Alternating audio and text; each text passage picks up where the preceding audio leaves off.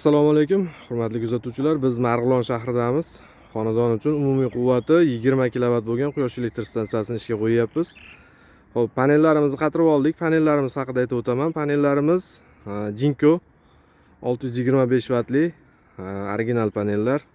Ishlarimiz mana shunaqa sifatli, chiroyli, tekis amalga oshiriladi har doim krepleniyalari bilan. Metall konstruksiya qismi profillardan foydalanilgan. 4 ga 4, 4 ga 2, 3 kuchlik profillardan foydalanilgan. 1,5 stenka, 2 stenkaliklardan. Ishlarimiz mana shunaqa sifatli, akkuratli bo'lib xonadon egalariga topshirilyapti. O'zi joylashuv qismidan gapiradigan bo'lsam, joylashuv qismi bo'yicha rosa janubga qaragan uy ekan.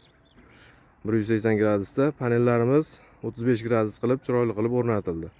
Pastda inverterimiz, hozir montaj ishlarini deyarli tugatdik. Inverterimizni so'l aks qo'yib berdik. Bu yerda umumiy xarajatlari bilan birgalikda xonadon uchun 20 kilovatli quyosh elektr stansiyamizni 72 million so'mga bitkizdirib topshiryapmiz. Pastda inverterlarimizni ishga qo'yib, sizlarga chiroyli qilib ko'rsatib o'taman. Ishlarimizni yakuniga yetkazdirdik. Xo'p, barcha zashtalari bilan birgalikda zazmina ishlari hammasi. Xo'p, hozir inverterimiz 4,5 kW, 4 kW 600 watt ishlab turibdi. Quyosh chiqmagan holatga u yaxshi.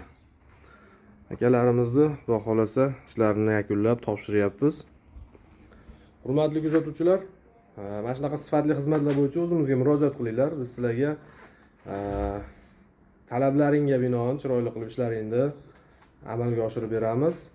Yana bir narsani aytib o'tmoqchiman.